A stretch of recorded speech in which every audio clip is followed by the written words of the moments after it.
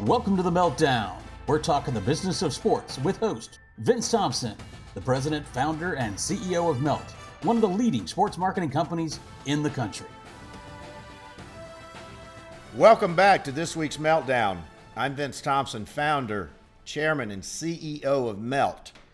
And we got a lot of great info and intel for you this week. We're going to cover what I call in the old days in Lower Alabama, a potpourri of topics. My great-grandmother would set out these dried flowers, which I could never really figure out what they were, but she said they were potpourri, and it was a mix of all of these dry flowers. So today, we have a great mix of the greatest sports and sports business intel for you this week. We had tremendous feedback from Michael Smith, Smitty, of the Sports Business Journal last week. Great info, great intel. And don't forget, you can follow me and Melt on social media at Vinny Inc. on Facebook, Instagram, Twitter, LinkedIn, and subscribe to the channel on YouTube. Getting tons of traction, tons of feedback out there. Before we dive into the business of college sports, shout out to our home team, the Atlanta Braves. They almost swift last night. Was watching, and but we did pull it through. And the Braves organization is doing a really fun thing. They're allowing fans to buy $10 tickets to come and actually watch the game on the big screen at the Battery on the field, which is just under the stars, which is an amazing opportunity. A lot of young people they're introducing to the sport of baseball at a very economic level. I think this could be the possibility of the future of fandom and the future of fanatics and your tribes and the fan experience. We'll see where this goes, hopefully in a post-COVID era. But shout out to the Atlanta Braves, a great team. So what's happening in week 2? Well, first of all, I've been reading today and yesterday that the New Orleans Saints might be making a visit to Baton Rouge or even Oxford to play their games. As New Orleans stays in a lockdown, not many fans are able to attend a game at the Dome. So not only does that diminish the revenue from the ticket sales, it diminishes the value of the naming rights of the sponsor of the stadium and all of those types of things. And other stadiums, as we've seen, are doing safe social distancing.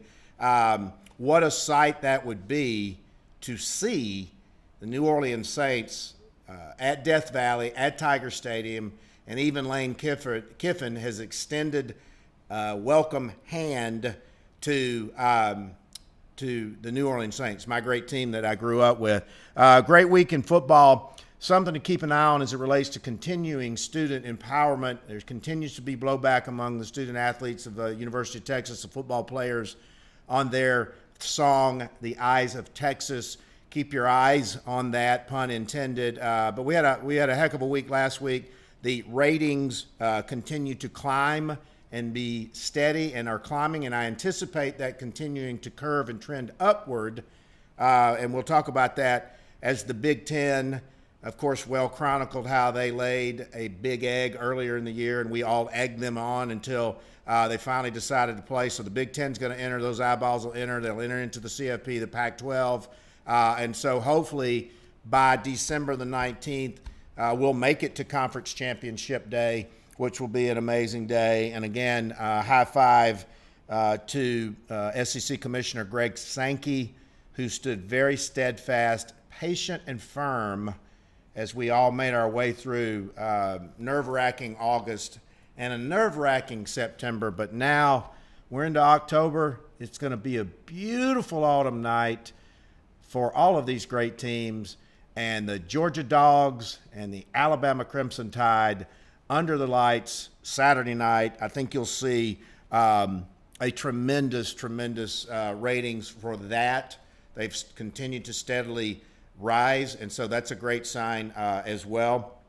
We'll see where this tour turns out after the conference championships. We've already had 2 bowls drop out. The Popeyes Bahamas Bowl, the Bahamas Bowl where we used to be, activate for Popeyes, the Hawaii Bowl. I see where my dear friend in Orlando, the Camping World Bowl, Steve, they're going to continue on with that. But obviously a lot of that will be driven by ESPN, the television rights. They own a lot of those bowls. But will it be safe for teams to travel, or will they move to a better model of sort of regionalizing some of where these teams and kids go, so some of the fans can go and lower the travel costs and some of these things. So as we've talked about the seismic shifts in college athletics, the scheduling capacity and geography of that could be positively impacted as well. It really sort of never made sense that a team from Louisiana, Florida was traveling all the way to New Mexico. Great cost, great burden, fans couldn't go, and those types of things. So I think you see some positive shifts in that. Speaking of positive shifts, primetime has entered HBCU. As we've been saying, I'm a huge proponent of HBCU and the Magic City Classic and the Bayou Classic, and all of these great games have been played all these years. The HBCU has remained an undervalued asset in college sports and television sports and media rights. We've talked about Bronny James maybe joining an HBCU. We've talked about some of these other kids. We've talked about how social media companies may swoop in and pick some of these rights up. We've talked about how there needs to be a great sports marketing curriculum for these schools. But what a tremendous move. And I think you'll continue to see more moves like this into the future as great guys, great football minds like Primetime, like Deion Sanders, Randy Moss, some of these guys get back in, give back in, and look at the season tickets that have already sold at Jackson State, 35,000. So hats off to Primetime. Looking forward to seeing some fun. I think you'll see the lineage of Hall of Fame athletes follow their fathers into some of the HBCUs at school. We've talked about Jerry Rice. We've talked about Sweetness, Walter Payton. We've talked about Eddie Robinson at Grambling. And there was a time the HBCUs were massive feeders into the NFL. And so I suspect you're going to continue to see a shift back on that. Keep your eye on that story. SEC letdowns, I talked to a lot of experts in the industry, and I don't necessarily know if we're going to call it letdowns. I think it's with the round robin scheduling, the level of competition each week, the uncertainty of practicing, the uncertainty of COVID, the uncertainty of preparation, traveling with COVID. It was, Gus chronicled it in today's AL.com, chronicling it. I saw 4 buses at Sanford Stadium. You usually see 2. I mean, just a lot of variables that can't be priced into the odds of the game. Are the kids in worse or better game shape? There's no home field advantage now. It's really eerie being at Georgia and that piped-in crowd noise and sparsely fans in the stands. So I think, and with these high buyouts, which I think are ridiculous, but the athletic departments are not going to be able to afford them, I think you're going to see a lot of coaches get a pass this year on performance, and 21 then will be a very interesting. As we've talked about, the Big Ten coming back. It's going to be fascinating to see the rankings after the first week when they play under the lights next Friday night, October 23rd, Illinois, Wisconsin. I think that so many fans in those states have been so rabid for that football, in Ohio State and Michigan State. We're going to see how they impact the rankings in the poll, how their performance is. And it'll be interesting to see because the SEC's been playing since September the 26th. And these guys start 4 weeks later. So will they have fresher legs? Will they have fewer injuries? Will they have less injuries? So it's going to be fascinating to see how the CFP winds up. Obviously, Clemson and Trevor are doing really, really well.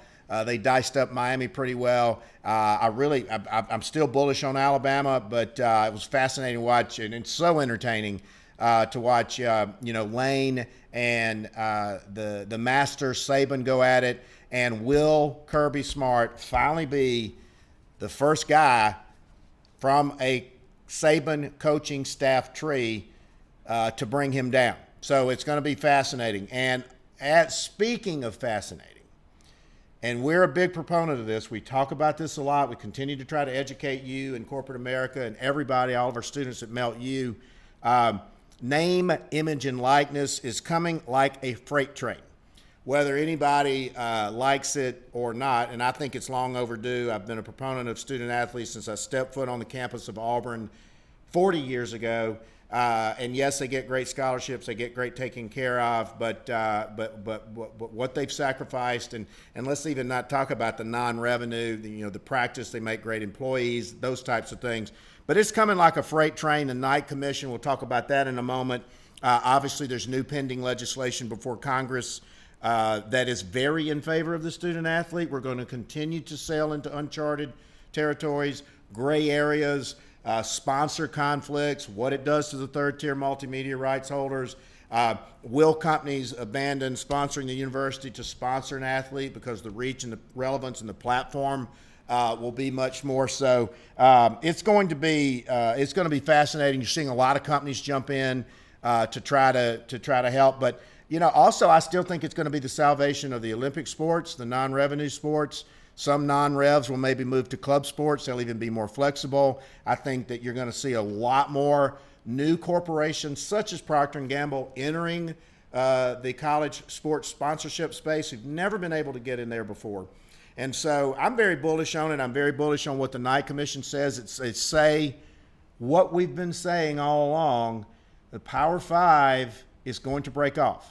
And we need to see where that's going to go, how that'll impact March Madness, how that impacts the television contracts, how it impacts the CFP, how it impacts where these student athletes go to play, how it impacts how they're going to be compensated, and all of those things. Dave, 61% of Power Five administrators support creating a fourth division that only includes Power Five. And that's probably an undercount based on the people that I talk to. I know there's a lot of conversation in Congress, not only about NIL, but the breakaway of the Power Five from the NCAA. Greg Sankey's the leader in the clubhouse on those discussions as well. And nearly 3/4 of all athletic administrators want to see the governance of the NCAA changed or shifted. And I have personally experienced many times the heavy hand of the NCAA in my business affairs, and so count me in on that 74% as well. So hot seat this week, forget the coaches, the NCAA is on the hot seat. Week 7, we got a lot of fun games. A&M, the Pirate is the ship sinking already. We'll see what happens there. LSU at Florida. Can Florida kind of turn it back around? I still think Dan Mullen is a top 5 team. And like we said, 8 o'clock, primetime, CBS, my dear friend Craig Silver will be in the director's chair for this great ball game. I anticipate huge numbers. I was at Tuscaloosa last LSU-Alabama game. What an electric atmosphere. I suspect you'll still see a lot of people in town. I'm hearing a lot of people are going to Tuscaloosa, even if they can't get into the stadium. Believe it or not, a ticket to the Alabama-Georgia game is more expensive than a ticket to the World Series right now. So it's going to be really fun. It's what college football is about. I anticipate a really, really healthy television rating as those ratings continue to stabilize and climb, unlike the NBA, which we'll unpack at a later date. So that's a wrap for this week's Meltdown. Don't forget to follow me on social media at Vinny Inc., Facebook, Twitter, Instagram. Hit me up on LinkedIn. A lot of you hit me up on LinkedIn. A lot of students hit me up on LinkedIn. And believe it or not, this is not a mock copy, guys. This is the real copy. Build brand new. A lot of blood, sweat, and tears and 40 years in this book right here. Go to Amazon.com for pre-order now. Delivered to your stocking, delivered to your doorstep, December 1st. I'm Vince Thompson, founder, chairman, CEO of Melt. Thanks for tuning in to this week's Meltdown. Follow us on Twitter and Instagram at MeltATL. And follow Vince at Vinny Inc. and on LinkedIn as Vince Thompson.